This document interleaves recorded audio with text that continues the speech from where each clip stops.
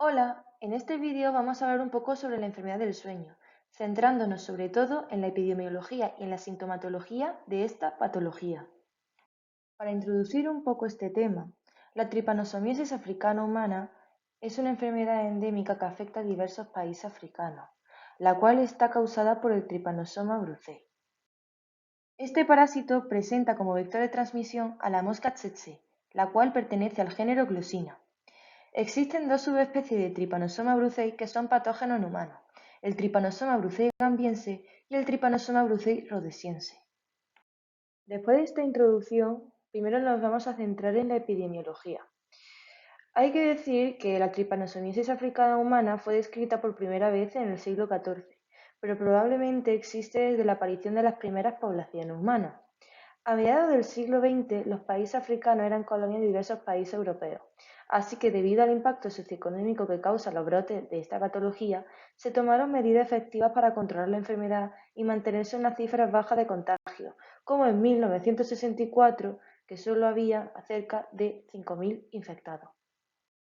Sin embargo, entre los años 80 y 90 del siglo pasado se produjo el resurgimiento de los estados africanos contra sus colonizadores europeos para lograr su independencia. Esto promovió una serie de conflictos bélicos que generaron una inestabilidad socioeconómica tremenda y con ello llevó a un gran aumento de casos, llegando a niveles alarmantes. En 1998 se produjo el pico de mayor incidencia anual de contagio. Según la OMS, se llegó a casi 38.000 infectados.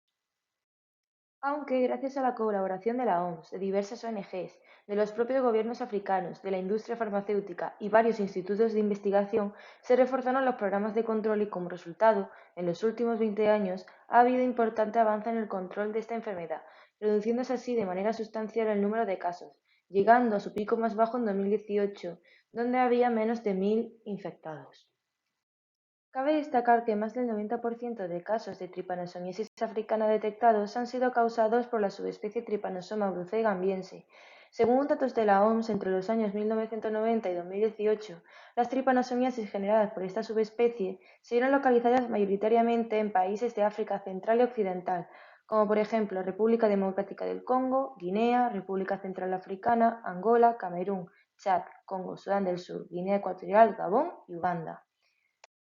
Mientras que las causadas por la subespecie Trypanosoma brucei rhodesiense se han avistado en Uganda, Tanzania, Zambia, Zimbabue y Malawi, es decir, en países de África Oriental.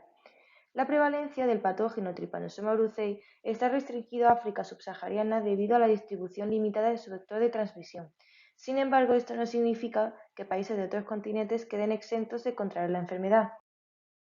Entre 2011 y 2018 se han notificado 15 casos de tripanosomiasis africana en 11 países no endémicos, como España, Bélgica, Alemania, Francia, Reino Unido, Canadá, Estados Unidos, Argentina, China e Israel. La mayoría son países europeos debido a que sus ciudadanos presentan una mayor conexión con los países endémicos por motivos históricos, económicos y migratorios. Cabe destacar que la mayoría de los pacientes infectados por Trypanosoma brucei rhodesiense fueron turistas que visitaron algunos de los países endémicos en un intervalo de tiempo corto, mientras que aquellos infectados por Trypanosoma brucei gambiense fueron aquellos que estuvieron viviendo en dichos países durante muchos años. Además, se ha descubierto que algunas especies de Trypanosoma pueden ser transmitidos por insectos hematófagos o moscas chupadoras. Por ejemplo, Trypanosoma brucei rhodesiense puede ser transmitido a otros humanos por la mosca sorbens, lo que podría ser una amenaza para la transmisión del parásito en áreas no endémicas, ya que este tipo de insectos no se ve su distribución tan limitada como la del vector de transmisión principal. Pasando a la sintomatología de la enfermedad del sueño, cabe destacar que a pesar de que los signos clínicos pueden sugerir tripanosomiasis, no se puede confirmar su diagnóstico, debido a que muchos de estos síntomas se encuentran también en otras enfermedades infecciosas como la malaria, sida y tuberculosis, que además coexisten en las mismas áreas geográficas que la tripanosomiasis. Tradicionalmente, los síntomas de la tripanosomiasis africana se clasifican según si surgen en momentos tempranos o tardíos de la enfermedad. Sin embargo, no hay ningún criterio clínico que pueda distinguir de forma fiable el inicio de los estados clínicos temprano y tardío porque tienden a fusionarse entre sí. El estado clínico temprano comienza de 1 a 3 semanas tras la picadura de la mosca tsetse.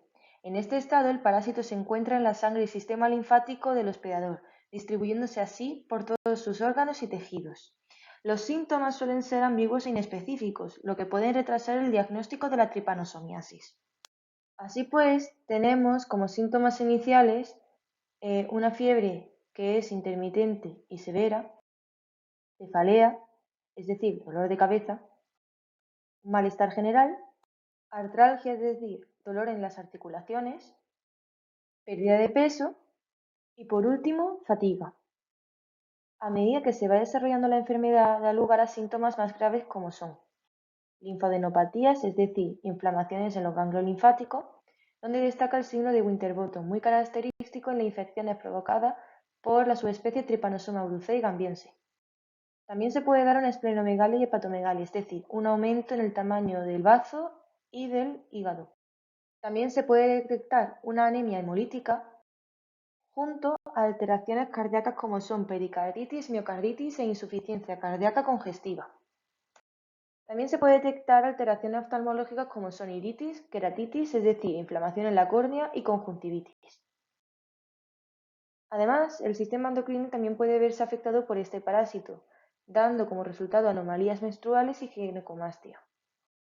Curiosamente, este parásito puede provocar alopecia, es decir, pérdida de pelo, y finalmente puede provocar infertilidad y, en caso de las mujeres embarazadas, aborto.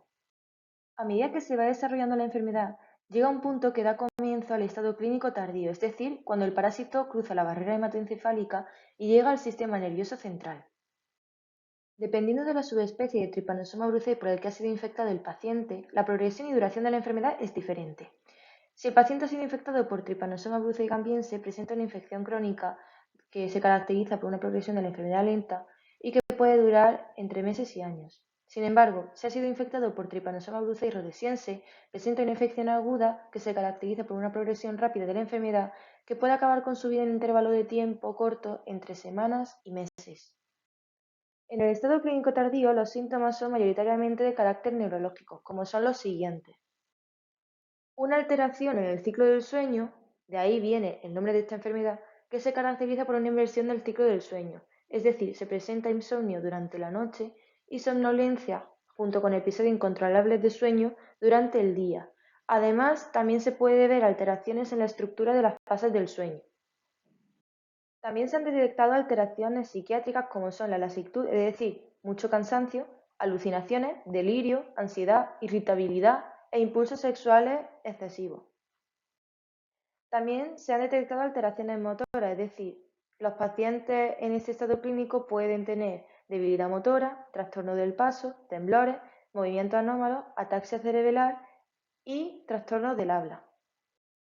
Y finalmente se han detectado alteraciones sensoriales como son la hiperestesia, es decir, una hipersensibilidad de estímulos y sensaciones, parestesia, una sensación continua de hormigueos y pinchazos en la piel, prurito, anestesia, convulsiones y algunos problemas visuales como son la neuritis óptica y la visión doble.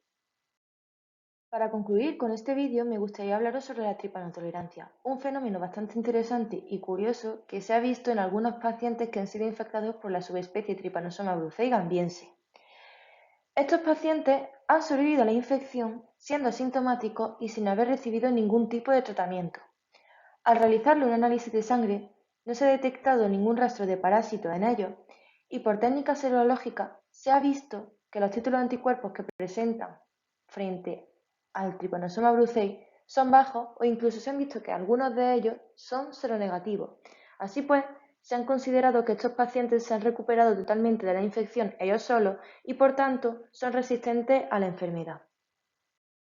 Así pues, a estos individuos se les han denominado como tripanotolerantes, es decir, individuos capaces de controlar la tripanosomiasis africana de manera asintomática.